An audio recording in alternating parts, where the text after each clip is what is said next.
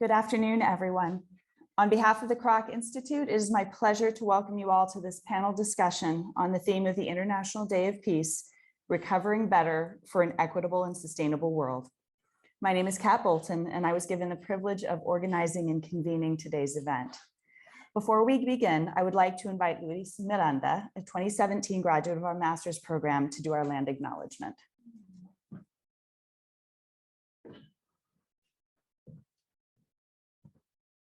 Thank you. All right.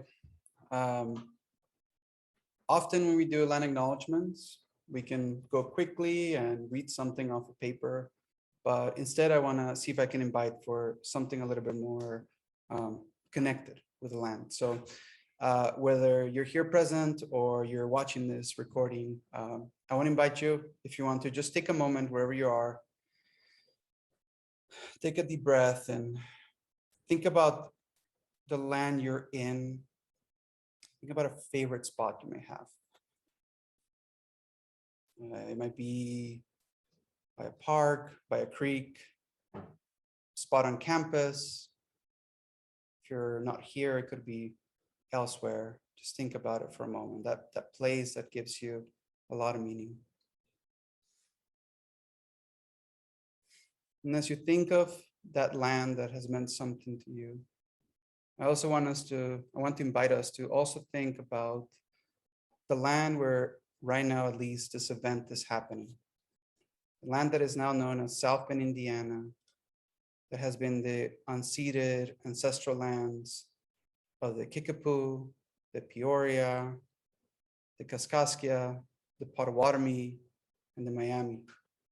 People who have had a relationship with this land that's been integral in relationship with nature, and that we're able to be on today. So I want to acknowledge the land that we're on. Thank you. Thank you, Luis. So this panel today is part of our larger celebration of Kroc's 35th anniversary. After our panelists have concluded their discussion, Director Asher Kaufman will join us with a few words of reflection on Kroc's first 35 years, which will be followed by a brief film looking back at the Institute's work thus far. And then we invite you all to join us for a reception in the Great Hall following the event. So we will begin with the panelists introducing themselves and their connections to the theme of the International Day of Peace. I will then ask Luis to return to the podium to introduce our keynote speaker for the event, Mr. Hop Hopkins. Luis nominated Mr. Hopkins to be our speaker for the day, and I know he will do justice to Hop's important work, writing, and activism. Once Hop has shared his reflections on the theme for the panel, he will open up the discussion with a few questions for our panelists. We will then open the larger discussion to our audience here and on the webinar, answering questions that you may have. And thank you all for joining us. Roy, would you like to begin with a few words on your own work? Sure. All right, can you hear me? I guess I'll take my mask off to talk. So I'm Roy Scranton. I'm in the English department here. I teach English and creative writing. I'm also the director of the Environmental Humanities Initiative, which is another thing I do.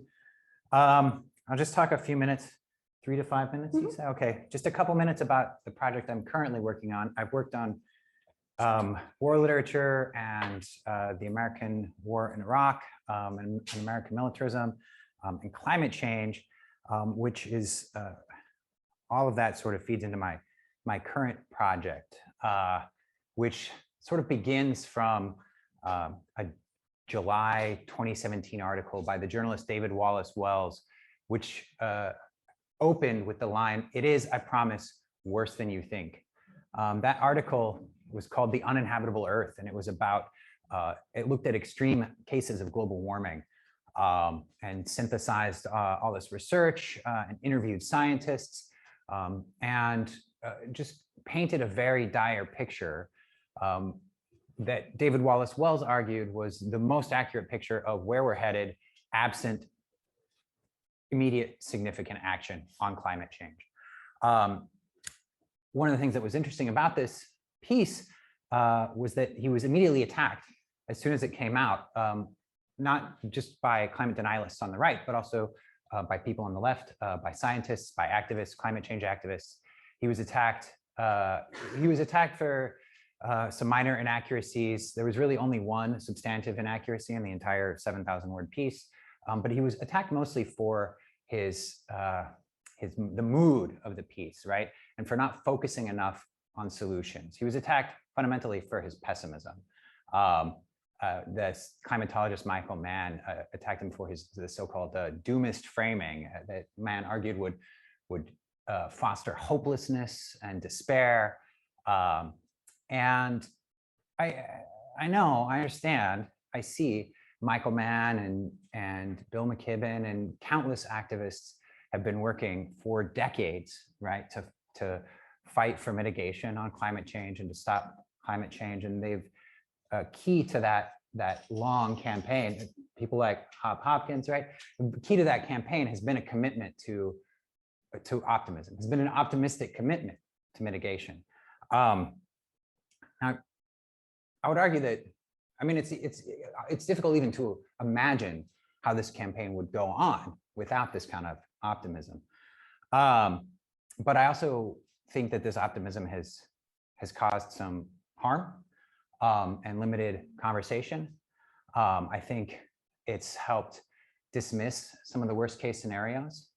I think it's helped dismiss discussions of adaptation. What do we do if we fail? And I think it's decreased epistemological diversity on the question of climate change. Several other things, but more to the point, and even worse than all that, after 40 years of campaigning and fighting to stop climate change and to introduce legislation to mitigate greenhouse gas emissions and so on, it's failed repeatedly and massively. Now, for some people, that failure means doubling down on a commitment to optimism. The worse things look, the more we need to commit to hope and optimism. The project I'm working on now is an argument that it's actually time to consider the virtues of pessimism, to take full account of how badly we failed, the likely extreme scenarios we look ahead to, and to work to adapt ethically to the future we've created. I can talk more about all that and what I mean by pessimism. Central to my argument is an understanding of pessimism and optimism, not as dispositions, not as a tendency to feel happy or be depressed, but rather as distinct philosophical approaches to the modern linear conception of time and to the understanding of time and suffering that gets condensed in ideas like progress, right? And in some ways, I think pessimism is a critical approach to the notion of progress that we've all inherited and come into, that's deeply imbricated in 500 years of colonialism, imperialism, and extractive politics. So that's about 5 minutes. And my quick pitch for pessimism, why it's good to be gloomy.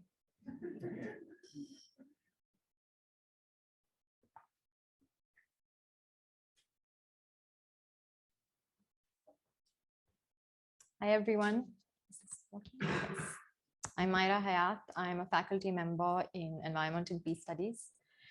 And I'm an anthropologist. I work at the intersections of bureaucracy, law, and environment studies. I'm working on a book manuscript based on my fieldwork in Pakistan that examines agricultural water use.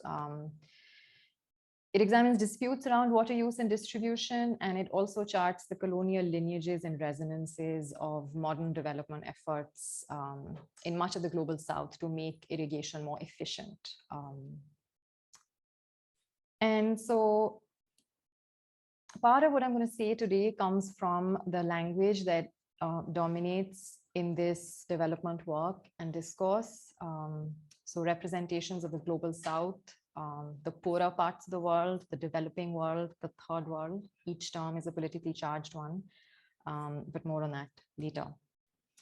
This year's Day of Peace theme is Recovering Better for an Equitable and Sustainable World. I want to share some reflections on 3 terms. The 3 terms are, surprise, surprise, recovery, equity, and sustainability. By April 2021, over 680 million COVID-19 vaccine doses had been administered globally, but more than 100 countries have not received a single dose. Ours is not an equitable world before COVID-19, and recovery from COVID-19 is not equitable either. Director General of the World Health Organization, Tedros Adhanom Ghebreyesus, described the contemporary moment as one of vaccine apartheid. And I think that language matters. We're not just in a pandemic, we are, to use the words of the WHO director, in a vaccine apartheid. He also said in the same press briefing, this is sometime in March 2021, the big problem is a lack of sharing. So the solution is more sharing. So how does the world fare when it comes to sharing? I want to consider this sharing further by talking about bordering practices, fencing practices that are antithetical to sharing. Recent climate change reports all tell a similar story: rising temperatures, extreme weather phenomena, droughts, floods, and people on the move. There are countless measures, indices, and organizations doing this work of numbering. South Asia, which constitutes 1/4 of the world's population, is among the regions most vulnerable to the effects of climate change. By some estimates, there will be around 60 million migrants from South Asia owing to sea level rise, flood, drought, and rising temperatures. And this is not just heat waves. That stops the land from being used for crop production of the sort that is currently prevalent and feeds a large part of this population. But this is not where the story can end. The 33 countries at highest risk emit 9% of global carbon dioxide emissions.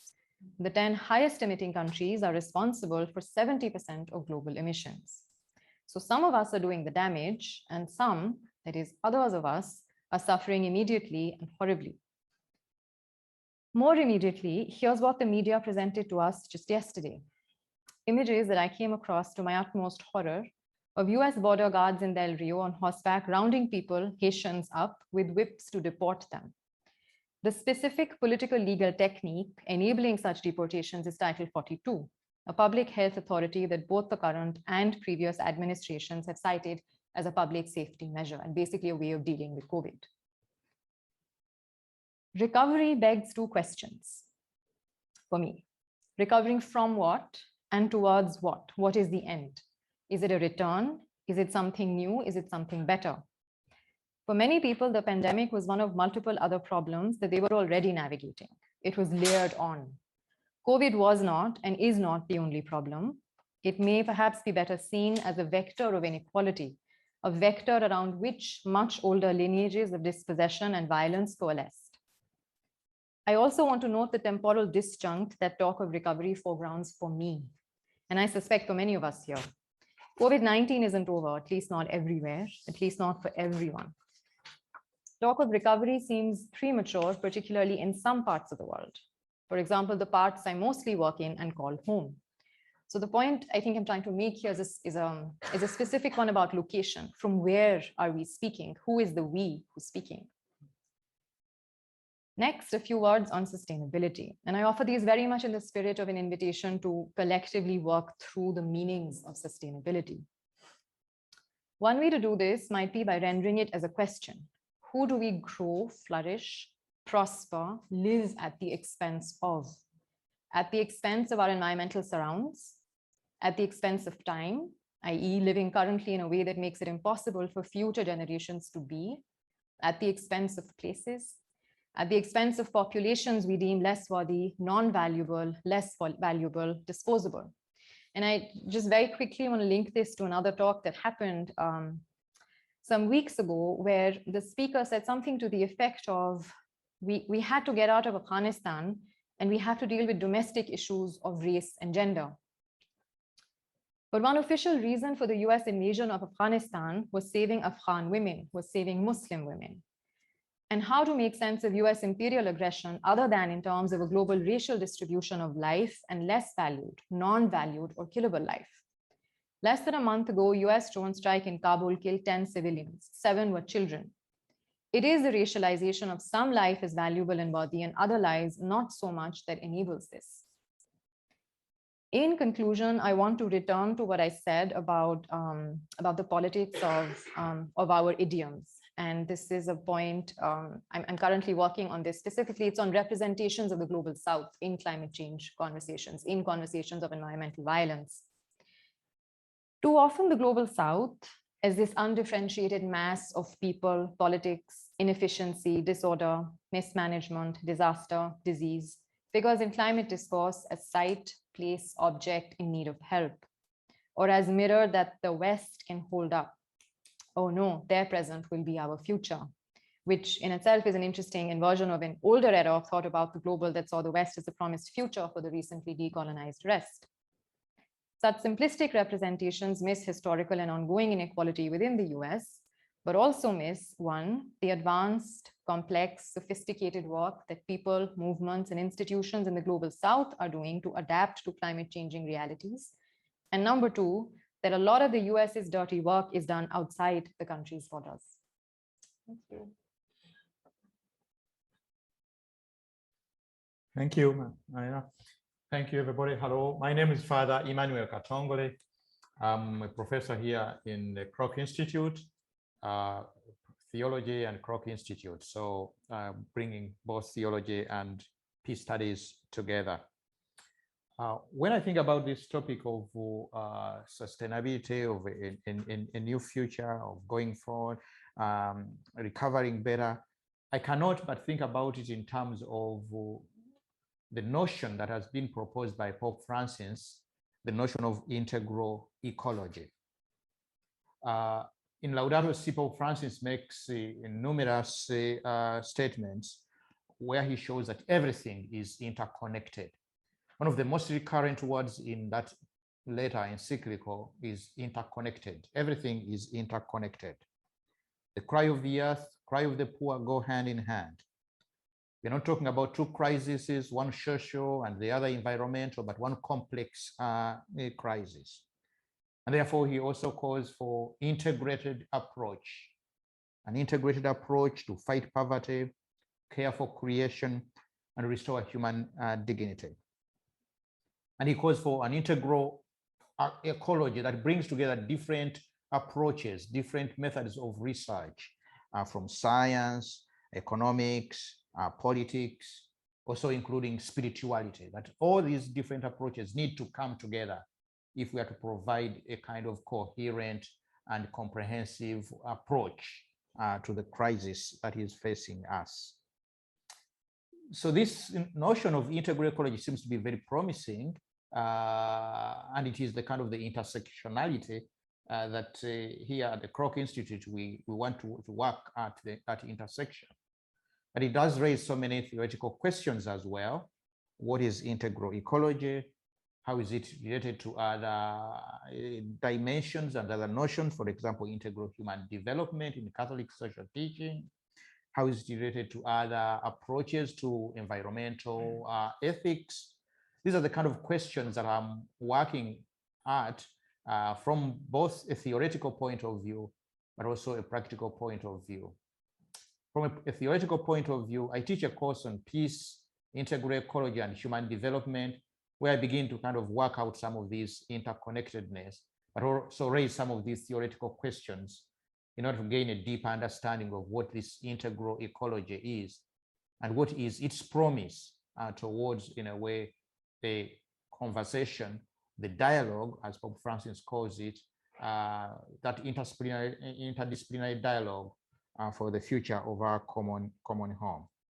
So that's the kind of the theoretical work, but also I'm engaging a new research project that I'm calling Sowing Hope, where I'm trying to investigate really this notion of integral ecology and its promises in terms of addressing this complex challenge that we are facing in our time. From a more practical point of view, I understand integral ecology is not just a kind of a concepted notion, it is also praxis, it is action. And so constantly in Laudato Si, Pope Francis calls on everyone, all institutions, families, universities, churches, politics, every institution to come together and kind of realize this kind of integral ecology for the future of our home. And it caused everyone to somehow be involved in one way or another.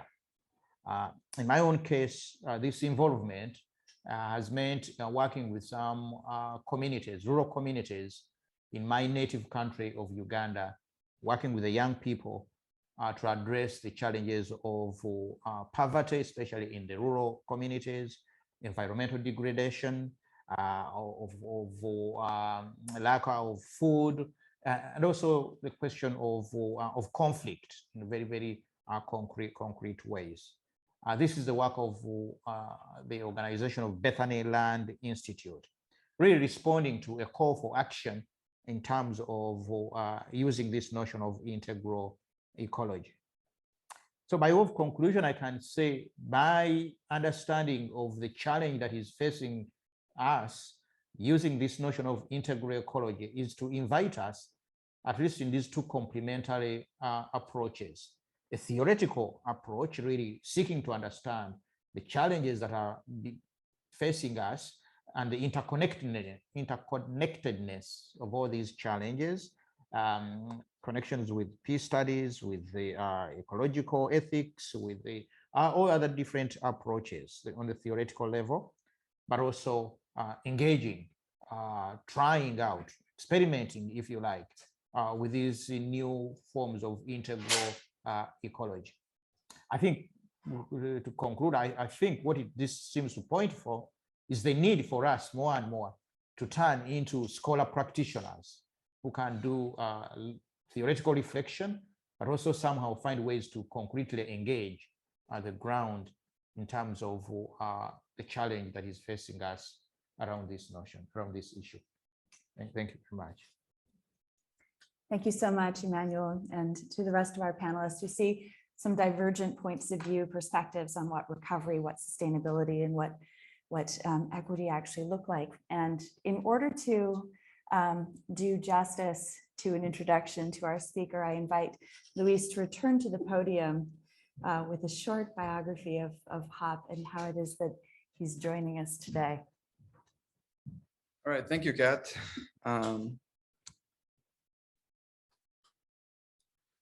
Right, well, I'm Luis Miranda. My pronouns are he, him. I am based out of unceded land of the Eastern Shoshone and the Goshute, otherwise known today as Salt Lake City, Utah, in the west of the United States. And I'm an alum of the Peace Studies program here. I graduated in 2017 under the master's program. And today I have the pleasure to introduce Hop Hopkins, who is our keynote speaker. He also uses he, him pronouns. And so a way to maybe begin would be to contextualize Hop's experience, being from East Texas, being born in Dallas, and then moving for high school over to the south side of Chicago and experiencing an environment and an urban reality that felt very different. Hop speaks of this experience as being very profound around the inequities that seem to be in the design and the encoding of our society. And so he ended up studying a bachelor's he got an undergraduate degree from the New College of California, from the Culture, Ecology, and Sustainable Communities program with a focus on natural building.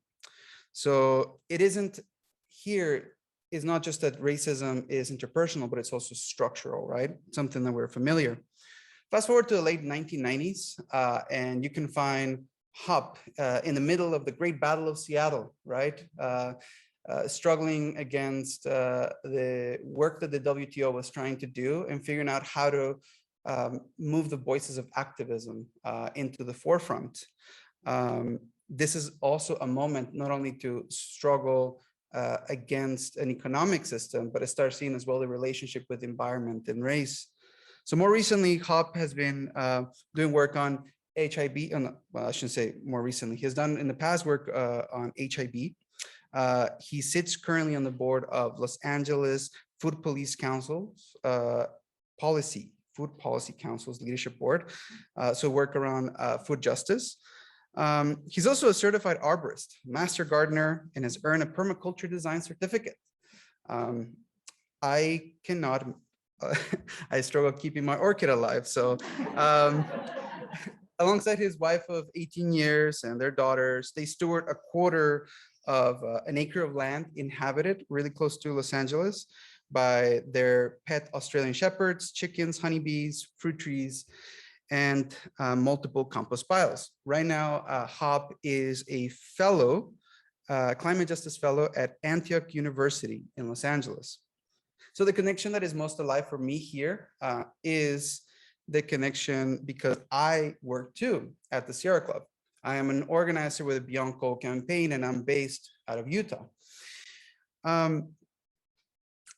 In my work in the field in Utah, I'm constantly dealing with things that are very familiar to folks in this room, right? With many types of conflict from the people, the environmentalists in the cities, with the communities of miners and power plant workers and coal country, right? That are trying to figure out how do we move from the past to the future. So we know, I know very well from my experience here in this program that the ways of being and knowing in the past will not take us into the future. We have to find different ways of working with one another and frameworks that allow us to integrate our work. And so as I started my work with the organization, I learned about a beloved Black brother who often wears a cowboy hat and who leads our organizational transformation work. That's Hop. And he wrote this wonderful essay, if you haven't read it, that is quickly becoming seminal in environmental justice circles, particularly organizers. The title of the essay is "Racism is Killing the Planet." This essay, in many ways, like the contribution is helping to consolidate the argument that the environmental justice movement is doing, that white supremacy ideology is not only killing people, but in fact is instrumental and important to also extract and in many ways kill the planet. And so here's a quote by Hop, who says, you can't have climate change without sacrifice zones. And you can't have sacrifice zones without disposable people. And you can't have disposable people without racism. And so in a very directly, in a superficial sense, if you may, there's that conversation around racism, right? And the role that it has and the impact that it has on people of color, how they experience the worst effects of it, of climate injustice, of issues with environment, but also in a deeper sense, just the logic of disposability is necessary to be able to destroy aspects of the planet in that process of extraction, and unfortunately losing lives. And in many ways, it's not just that, but like, if we want to move into the future, we have to challenge that disposability of that may be the oppressor might not still be enough. In fact, we have to move beyond that. And so Hop is an emergent thought leader in the environmental movement, constantly inviting us to think more deeply about our role in the environmental movement, about our narratives in terms of how we include historically marginalized communities. So I'm happy you're able to be here to share some words. So, Hop.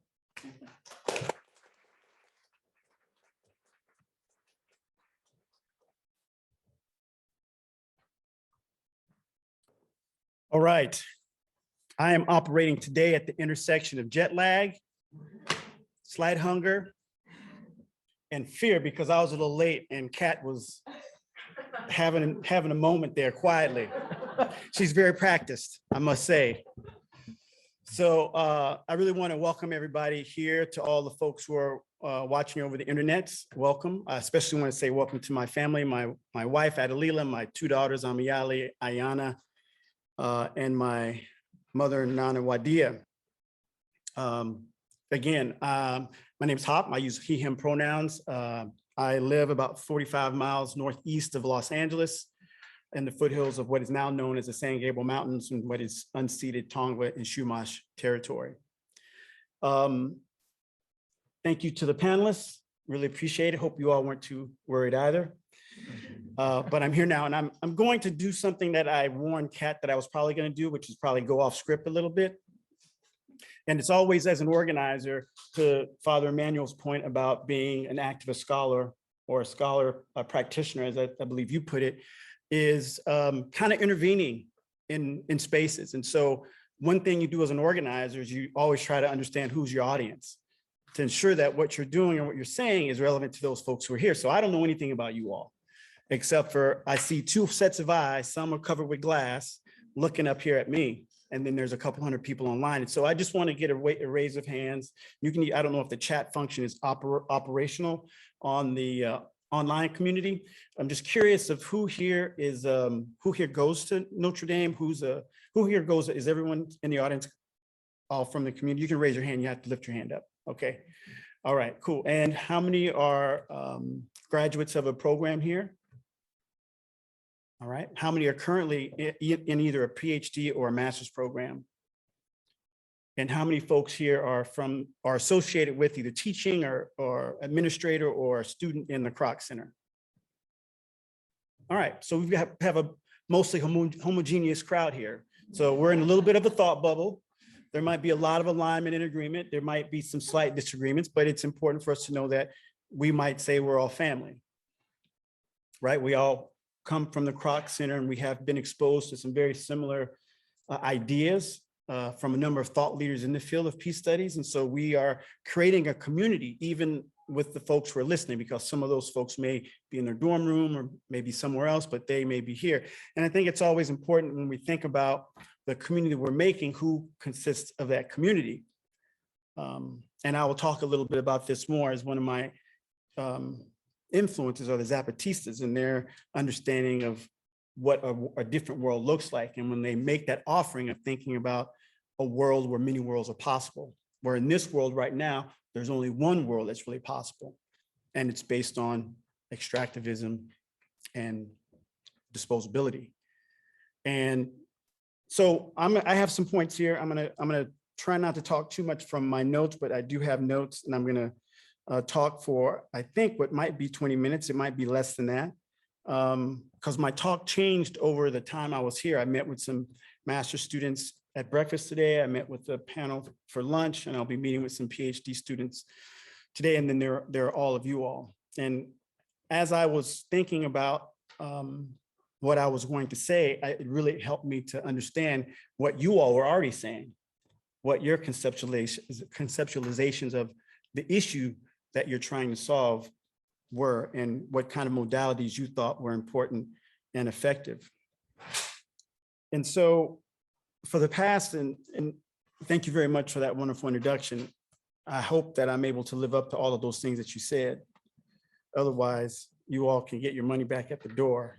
You see Kat, don't see me. All right, so it's helpful to understand a little bit about how I come to this place and the lens and the framework I use for my comments.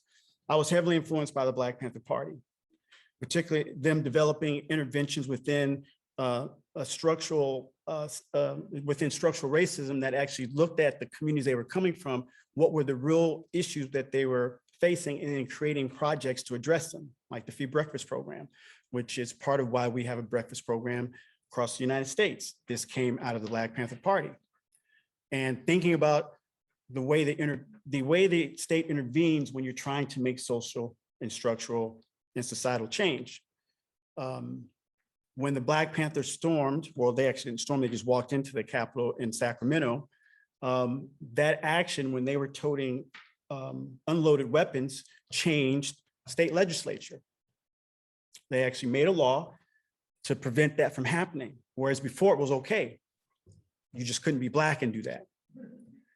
And so their ability to make systemic change was sometimes intentional and sometimes unintentional, but they created crises in the system so the system would actually have to react. Another one of my influences are the Zapatistas, which again created another intervention that demanded the system react. But for me, the Zapatistas, and I've already mentioned this, another world is possible, where many worlds exist, allow for multiple tendencies of action. They don't require that you believe exactly as they believe about everything, What they do believe is that there is a unity and a uniformity of action around what we're trying to solve for in society. And their ability to redistribute land in a way that flipped the concept of private property on its head to say, well, we actually don't buy into the concept that the government is actually putting forth about land. And our concept of ownership is that it actually isn't owned, it's actually stewarded, and whoever works the land can use the land. And their ability to articulate their definition of what liberation looks like and what governance looks like outside of the model that's utilized is very important. Because what I've seen in other social movements is we vie for the structure that maintains the systems to think that then we will be able to do different with that system. And there are a number of challenges with that strategy. The last movement I'll mention is the Movement for Black Lives, and their invitation for us to reconceptualize what it means to be human and who's valued and who's not. And their invitation would defund the police to reimagine, a collective invitation for us to reimagine what public safety looks like that works for everyone. And they're offering that if we were to address this issue of public safety where Black lives matter, then all lives matter. It would create a ripple effect that would have societal change that would impact more than just Black and brown communities who are suffering the most extreme police terror. Everyone may not agree with their approach, but the subsequent conversations that resulted in that created a dialogue across the country that saw in the middle of a great pandemic, the second largest civil rights movement that this country had experienced and seen. During COVID, people actually got out in the streets when they wouldn't leave the house to barely go to the grocery store to protest the inhumane treatment of Black folks. And that's a pretty significant moment. So really necessary progress towards a multiracial and just world will only be achieved when we are willing to do the work to expose and dismantle the intricate web of racist and unjust policies and practice that have resulted in multi-generational harm and outcomes for BIPOC, for Black, Indigenous, and people of color communities. Some concepts that we're going to talk about, maybe I'll talk about, and if not, we'll get into it from the panel's point of view, are colonialism, anti-indigeneity, anti-Blackness, anti-racism, disposability, and extraction. And some of these terms we've already heard from our other panelists that make up some of the reasons why they do the work that they do and how they situate themselves. These terms 6 years ago when I joined the Sierra Club were not part of the environmental conservation language. They were dealing with issues that were the direct result of many of those things, but those were not concepts and terms that practitioners in the field of conservation and environmentalism had dealt with. And so it was a strategic intervention to go into the Sierra Club, not just myself, but other folks who primarily come from outside of the environmental and conservation movement to introduce these concepts to the practice of what it meant to protect the environment, right? Because with the creation of wilderness, we created a concept that removed people from the wilderness. And as the environmental movement developed, people were not seen as a value add to the environment. They were actually seen as destructive. And the Sierra Club had a key role in promoting this idea. The Sierra Club was created as a social club, primarily for hikers and skiers. It was not eligible for people of color to join the Sierra Club 130 years ago. It was also class-based because if you were working poor, working class, you were also not a working class, working poor white person. You also were not seen as a member of eligible to be a member of the Sierra Club. And tonight I'm actually coming here wearing multiple hats. There's many hats here, not just this one. And primarily, I made the decision not to wear my Sierra Club hat. It's an identification of what I do professionally. I decided to wear my Climate Justice Fellow hat because I think it better represents the breadth and depth of the political analysis that I'm going to share with you all. And I think that's important for us to understand as we do this work. I was with some graduate students this morning, and they were struggling with the way in which they were being invited to do the work in huge bureaucracies that were racist and classist and represented much of what we're saying needs to be dismantled about it. and wanting to be really good practitioners and theoreticians in the work, but recognizing the infrastructure that they were in was very problematic and harmful, not just to the external world, but also to the folks who work there. And so my work at the Sierra Club is the Director of Organizational Transformation. And in that role, my job is to try to help move an intersectional analysis about how we do our environmental work. That includes many of the things we've talked about before. So that when we're trying to do our work, we no longer compartmentalize our work and see that the environment is separate from other social inequities.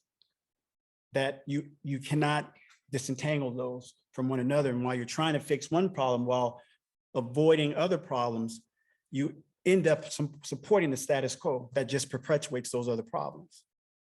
So my idea was that the organization represented an opportunity to make an intervention in a crisis that we don't really have time to mess around. And so the Sierra Club is making a pivot in the 21st century. And we're trying to use the power and position and privilege of our organization to be explicit that our fight for the planet is a fight for the humanity of all people. And we also bear special responsibility to address societal inequities because of our organizational history, and that we nor the environmental movement can actually achieve the type of change we need to bring about a more just society on our own. That we actually have to partner and collaborate and share resources very much differently than we did before. And I'm very much interested to talk a little bit more about what sharing looks like for whom and who dictates that sharing. Because right now the sharing is very unequal.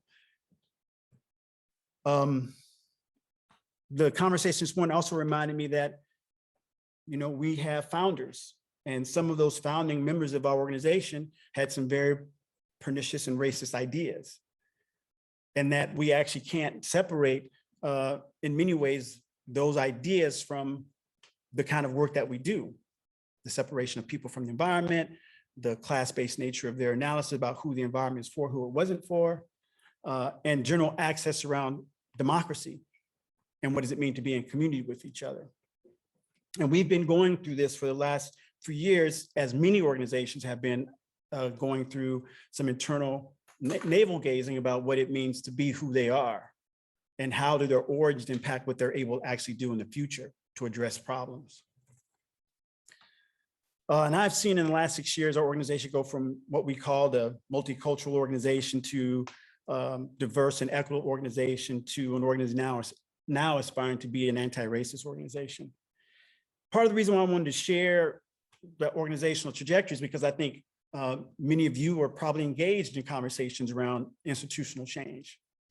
And what does that look like? As many of you all are probably experiencing some questions that's challenging your own self-transformational change about what does it mean for me to be a person that has a certain level of access, power, and privilege to either information, money, power, and how do I use that in a way that actually is no longer part of the problem, but actually moving towards part of the solution.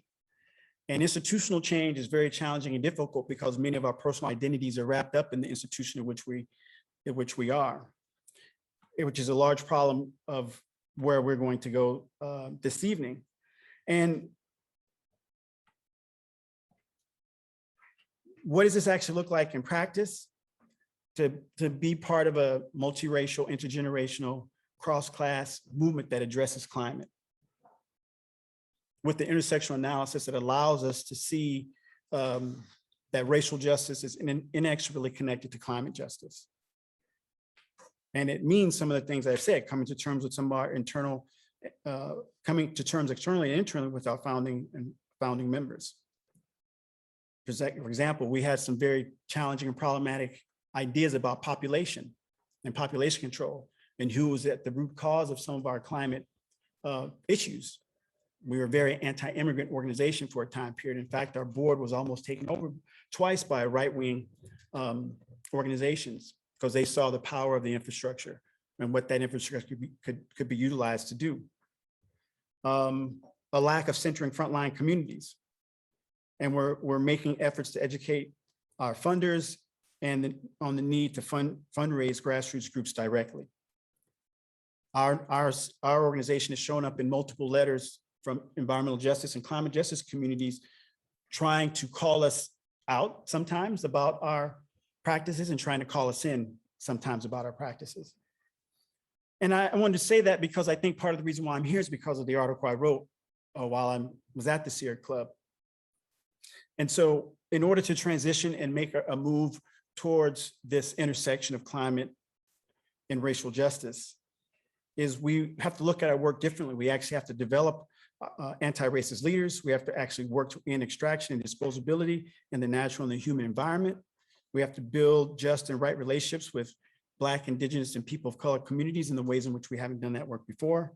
We have to shift culture change and conscious in a way that undermines support for anti-indigeneity, anti-Blackness, and white supremacy. And we have to really be solid on that a fight for a just and fair economy that equitably spreads the impacts and the benefits of a clean energy economy.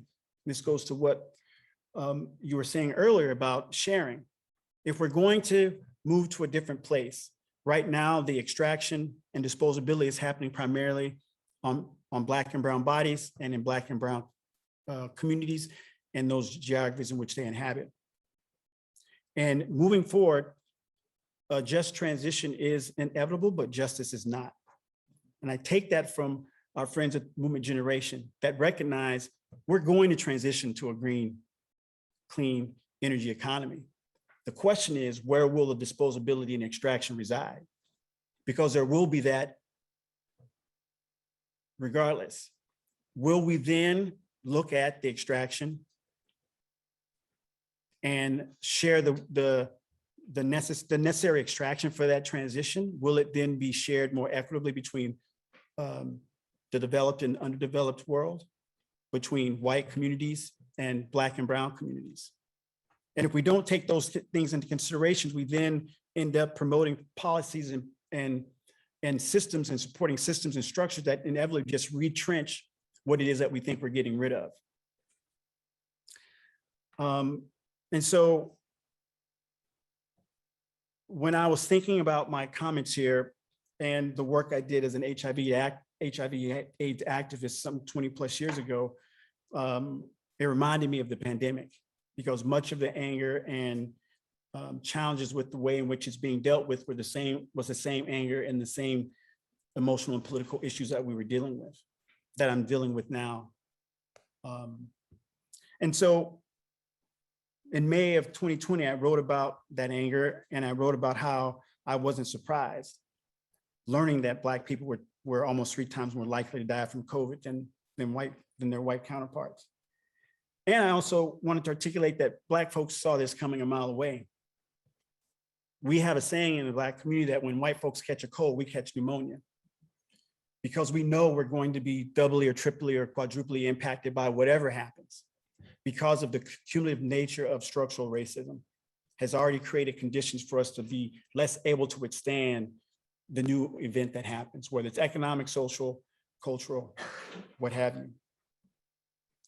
And ever since I've written Racism is Killing the Planet, I've been asked to speak a bit more. And most people want me to talk about and make the same case I did in that piece, which is to argue, as my colleague commented already, that it was usually to a white audience who was trying to struggle to understand how white supremacy and racism are driving the climate crisis.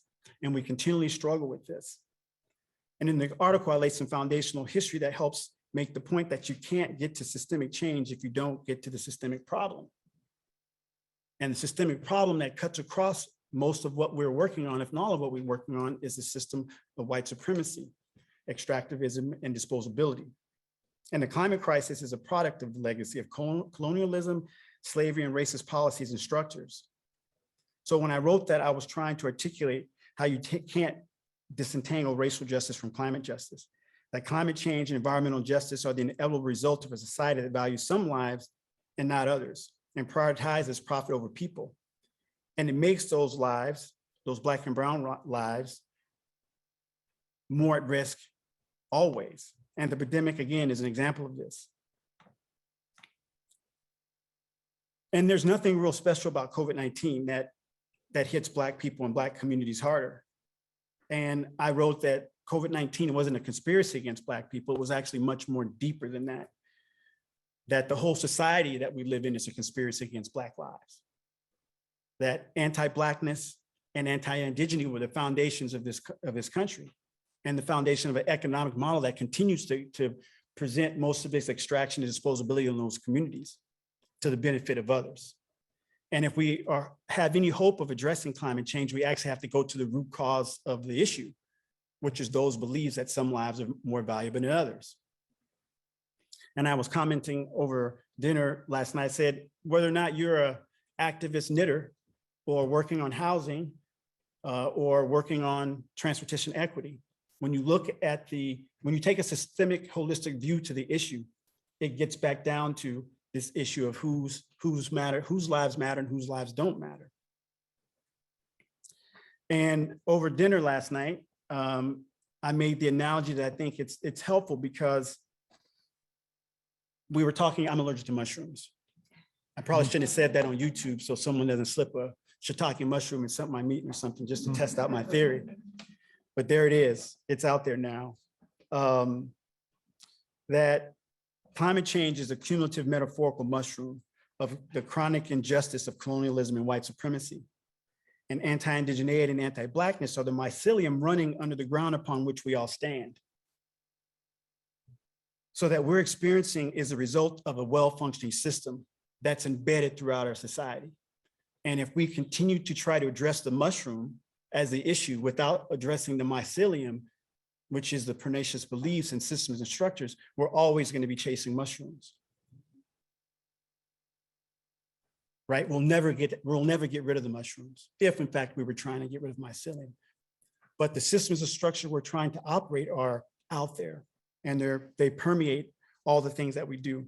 So the intense wildfires, hurricanes, droughts, flooding, COVID-19, these are all our collective mushrooms, right? And these mushrooms hit those populations, Black and brown first and worst, the hardest when they are already experiencing impacts from extractivism. And that's a really key point for us to think about. And so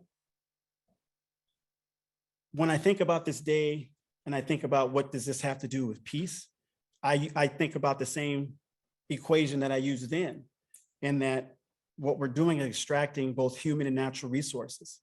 And I don't believe that you can separate war from that, because all wars are resource wars. And that extraction happens in these communities that are impacted already and unable to put up the types of defenses that other communities are able to do. And the violence of enclosure, and I believe enclosure is something that you all speak about in terms of the creation of private property. And so we have to think about the necessary enclosure to extract these resources to fuel our economy. And how do we understand that violence of that enclosure? And if we don't start off with a firm understanding of what violence is, how are we going to solve for it when we can't even recognize where it is and how it's happening? And if that disbelief, if that belief allows you to disbelieve the oppressed because of insert theism, you're stuck believing the narrative of the oppressor. And if that's the foundational start for securing peace, we'll never actually get rid of climate change. And so these narratives that we tell ourselves or that are told to us are very important for us to understand about how we then move forward and move on. And so what then do we do? And how do we address those problems? Well, we have a fabulous panel, and I hope that we'll be able to, through our Q&A, be able to address some of these questions about how they see the peace studies as a way of examining where do we move forward, where do we go through to get to a more sustainable and lasting peace. Before I ask a few questions and we open it up, I just wanted to talk for a moment about how it was that Kat invited me here and what I thought it was that I could offer to the event, and thinking about peace and how that relates to a sustainable justice. And it's challenge. It was a little bit challenging for me because I do think of myself as an activist scholar. And in my work as a climate justice fellow at Antioch in the urban sustainability master's program, we talk a lot about decolonizing our work. And in fact, we worked with local indigenous folks from the Chumash, the Achaman, and the Tongva to help do a critical examination of all of our programmatic work. Every class, our whole institute, to see where the violence of erasure had happened, where there were a total lack of disregard for traditional ecological knowledge or historical knowledge that indigenous folks might be able to offer, particularly when we're thinking about sustainability, given their relationship to ecological systems. And when I think about the land acknowledgements, this raises this question for me, is that's a strategy and that's a tactic in a much larger strategy in order to have indigenous peoples take back their land. And when we do those land acknowledgement, is it just as simple as us just saying whose land upon we sit, or do we take it a step further? This is a question that's coming up for the Sierra Club as a conservation organization who had a large part to do with the development of the national park system, which enclosed a lot of indigenous people's lands. And in the field, I think a lot about my experience at the WTO and how I was feeling having a number of folks come in from outside of our country and from different parts of the world to come to advocate on our behalf because of the WTO without including us. And when I think about a primary set of principles, they're called the HEMES principles, and you should look them up. The HEMES principles for environmental justice organizing. And it was an intervention by the environmental community and the climate justice community to better realign their relationship with the mainstream environmental organizations so that they could better engage in a way that maintain the sovereignty of local populations.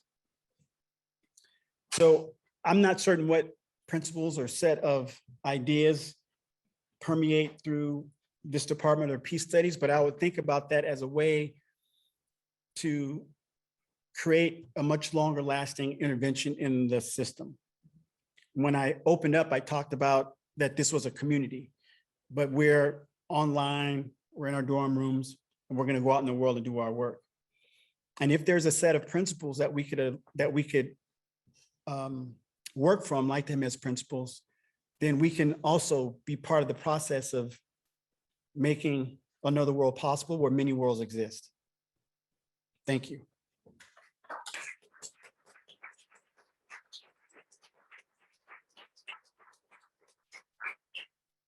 So Hop is going to ask a question for the panelists to ponder, and there are many themes running through this, the idea of sharing, the idea of hope and optimism versus pessimism, the idea of transforming systems. And so we have a brief moment of the panelists pondering these questions, and then we'll have another brief moment of a few questions from the audience before we invite Asher up to introduce the 35th anniversary video that we will watch today. So please have. Sure. Father Emmanuel, I wanted to, when we were at lunch, we talked a little bit about the institute you're running, and I wanted to know if you could talk a little bit more about that, if you'd like. Well, thank you, and thank you very much for your talk, your remarks. Yes, the institute is its name is Bethany Land Institute, that was founded in 2015, actually, in response to Laudato Si. Again, this notion of integral ecology that calls for integrated approach to fight poverty, care for creation, and restore human dignity. Really responding to the challenge that I was seeing in a formerly colonized society like Uganda.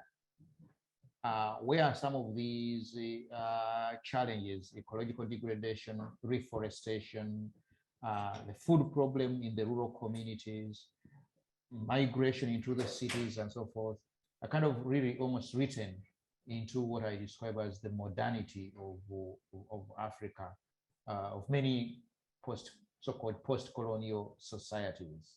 So this is kind of the systemic issues.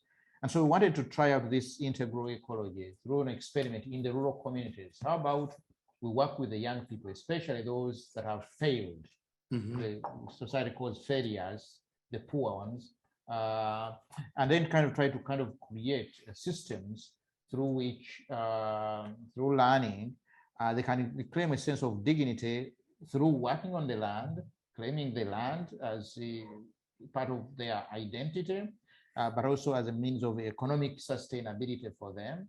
At the same time, in a way, doing creation care and growing food for their families, at the same time kind of gaining some economic resources in terms of doing that.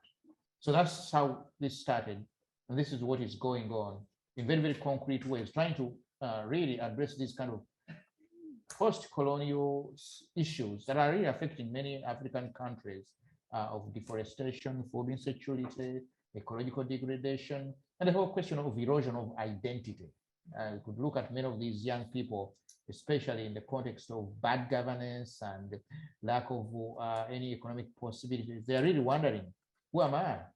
Is there even any future for me? So that whole question of identity, I think, is crucial to the sort of issues that you're raising. And so we are working at that slowly, gradually, by really encouraging and working with the young people and kind of really trying to develop that kind of agency on the local level.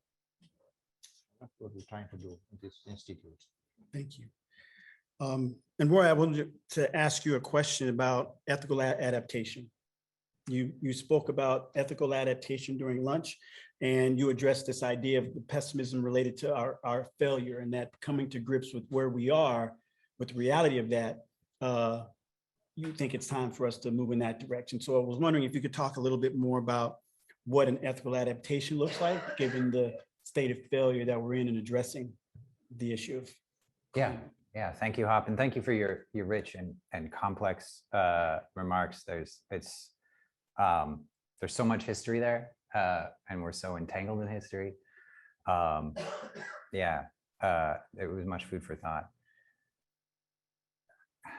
It's difficult to know what ethical adaptation would look like when the system we live within is so profoundly unethical, so deeply unequal and unjust. I think one of the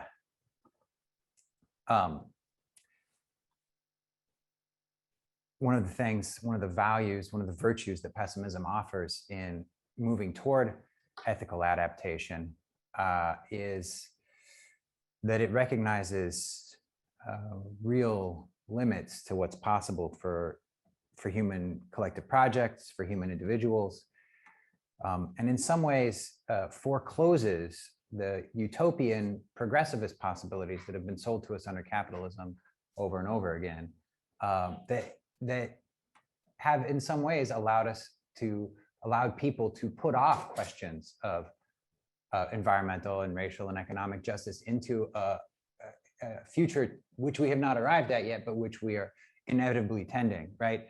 You know, we're not there yet, but if we keep working, eventually we'll have equality. Eventually we'll have racial justice. Eventually the rising tide will lift all boats and we'll all have enough to live together.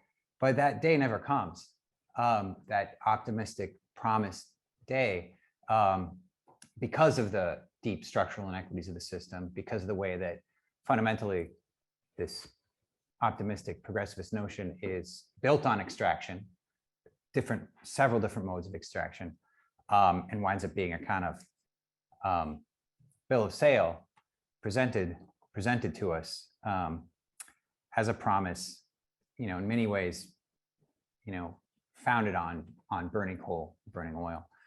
Pessimism, taking a pessimistic view of things, recognizing the limits of human life and mortality, in some sense brings the question, closes off that future. We can't assume that life will get better. We can't assume that there will be progress, moral or material or technological. We can't assume that we will fix problems of climate change, we have to take human existence as it is, and we need to act toward justice now. We need to act toward equal distribution now. We need to recreate or create or begin to imagine an ethical life together now, not sometime in the future, but today. Because right now is actually, the best chance we have, the best it's going to get, because with climate change coming at us like an out of control train, things are only going to get worse. So I can't offer a prescription. We just have to do, points 1, 2, and 3, and then we'll ethically adapt to a radically transforming world. But I offered as a challenge and a provocation. It's something we need to be thinking about powerfully and deeply now, no matter what happens, because even if there is what scientists call for, right, a massive revolution in the way that we organize society, right, to get us off coal, get us off oil, profoundly transform society, that too, even that imaginable yet difficult to articulate possibility would still be a huge and perhaps traumatic transformation. And it would still be in a world profoundly transformed by climate change, right? The latest IPCC report has the most optimistic scenario hitting 2 degrees Celsius by the end of the century. There's no way out of catastrophic climate change at this point. There's still, it's still a question of how bad it might get, less bad, really bad, really, really bad, unimaginably bad. It's a spectrum, but it's unavoidable at this point. And so we need to be thinking, how do we live ethically together in this changed world? Thank you. Maira, we were talking at lunch today, and you made an example of central farmers in the Central Valley of California. I'm not sure, I can't remember exactly the context in which you were connected with them, but they were making they were making an analogy of their experience of exploitation and sacrifice, being in sacrifice zones, and relaying it to global communities that were, in their mind, undergoing similar processes. And I'm wondering if you could share a little bit about that. What are some of the benefits to that and some of the challenges associated with that type of making analogy? Yes. So this work, these partnerships began as part of my teaching, and I was trying to set up a community engaged component for the class that I was teaching. I was a postdoc in California, and given the work that I'd done on agricultural politics in Pakistan, I was, drawn to similar sorts of questions in the area. And so when I started reaching out to a lot of people and organizations who I then went on to partner with, one of the things that often came up was was them saying to me, by way of including me, you will understand these problems well or quickly because these are third world problems, or you will be familiar with them because of your work in a third world location. They knew about my work in Pakistan. I sort of told them about the kind of work I'd done. And I think it's interesting. And like you said, it's very fraught language. I think the problem is it naturalizes problem and dysfunctionality in certain parts of the world. It normalizes problems, right? Oh, in those parts of the world, these kinds of problems, of course, that's just how it is. It also, I think, obscures the ongoingness of inequality in dispossession in the US. Because it's almost like a way of othering the problem. This is not America's problem. This is what happens in the third world, right? But I think that exactly, and I've been working with I've been working on my discomfort with this language, and I think that maybe a way forward is to think of the category not as a descriptor, but instead as it's a relationship. It's a relationship of exploitation. It's a relationship of peripheralization. And so maybe that's one way that it can be used to actually think of and build relationships between work happening in different parts of the world. Thank you for your question. So we have time for a couple of questions from the audience, both here and on Zoom, for our panelists. Perhaps one or two questions, since we have had such a thoughtful discussion. We're running a little bit behind time. So if anybody would like to ask Hop or any of our other panelists a question. Any remarks?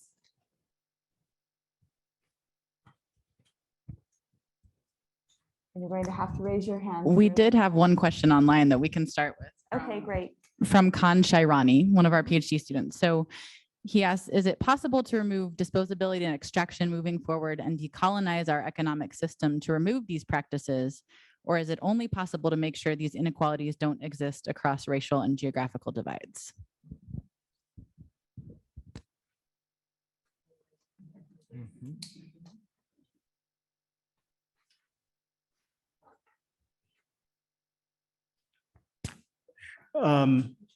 That's the question of the day.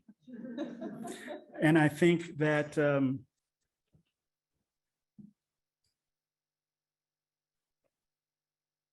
I don't think we have a choice but to let me say this. I said this earlier today, I think over lunch, and I think part of the challenge that I find in my work is really creating the belief that we actually can have an impact. That I believe there are many of us, some of us are in the audience, maybe some of us even at this table, are actually engaged deeply in the work, but actually don't believe we're actually going to be successful. That we actually can see the end of the world happen before we could actually see the end of destructive capitalist systems that promote and advocate disposability and extraction. And for me, I think that that's a piece of the work that I also do, which is to try to repair, which is to try to, I was going to say atrophied muscle, but atrophy would mean that you actually had muscle in this world in this way in the first place, which is to really engage in our radical imagination in such a way that we can actually envision a way out. And that's why I mentioned the Movement for Black Lives and their movement around defunding the police. It required a radical examination of what was and trying to find a solution outside of that. What would it actually look like to redistribute funds for many city and county governments that are 50% on policing, when we're seeing the result of policing, where there wasn't funding for mental health, there wasn't funding for adequate housing, there wasn't adequate programs. And so if we could think about what the role of public safety was actually in our community and examine the current status quo, we could then be able to redistribute those resources in such a way to address a multiple number of crises that are now couched under public safety, but actually don't have anything really to do with public safety in the way in which it's conceived. Or to have police as practitioners trying to administer mental health at the point of a gun. And so to the question around, is it possible? I do believe it's actually possible.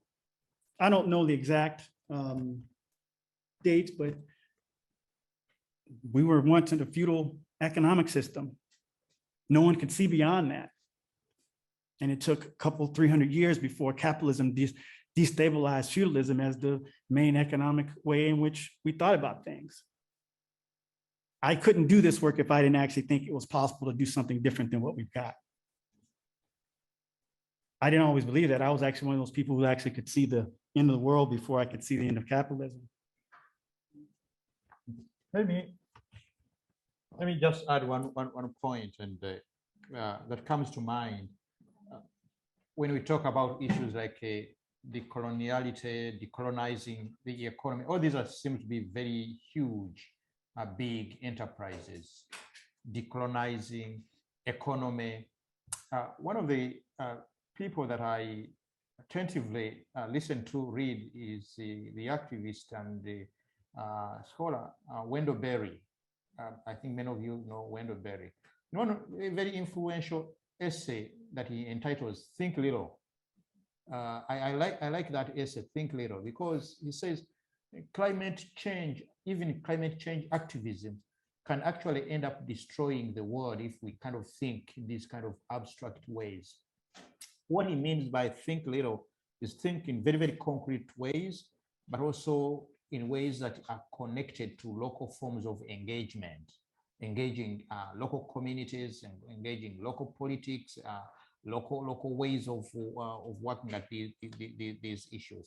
That only those kind of forms of engagement that are that offer any promise actually of working the system. Otherwise, when we think in abstract about economy, that sounds too big in my opinion. And so I like his encouragement for us to think local, to think concrete, so that decolonization is not just a way of thinking, but it's also a form of engagement in very, very concrete ways. That's when we begin to chip away at all these big things called economy, called global poverty, and so forth.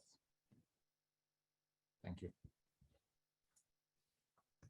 I guess I would say that, I don't know, it's a complex question. It seems to me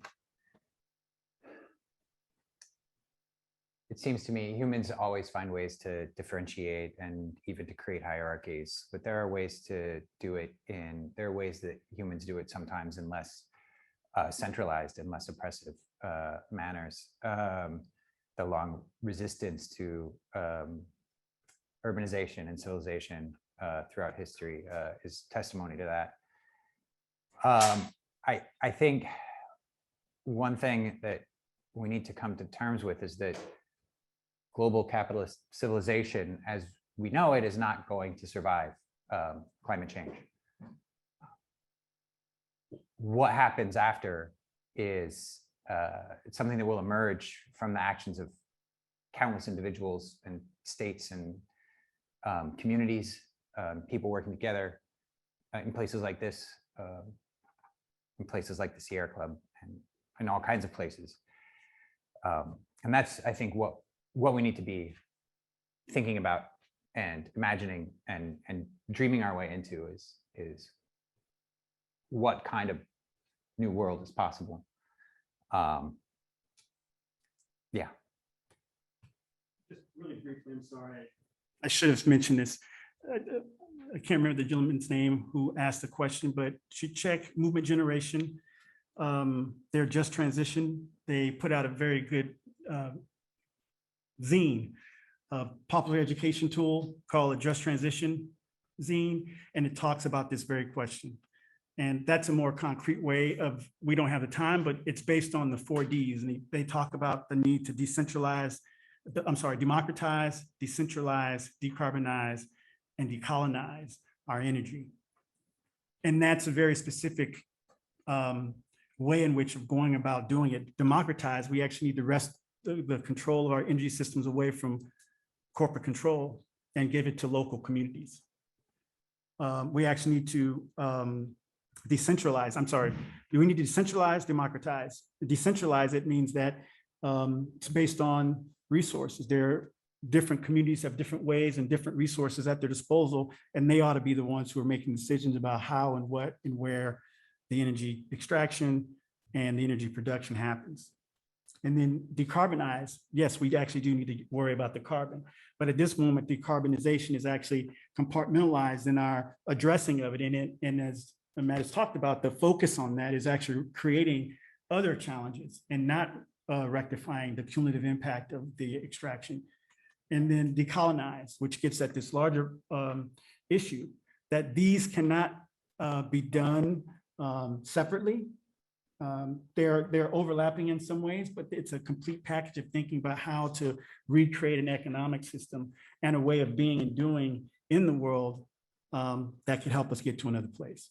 So movement generation, their just transition framework, I think was really helpful in thinking about and how we have in the Sierra Club and other environmental groups that are developing partnerships with the climate justice movement and other climate justice think tanks like Movement Generation, are thinking about how do we organize our work in such a way that it is in alignment with these 4 Ds.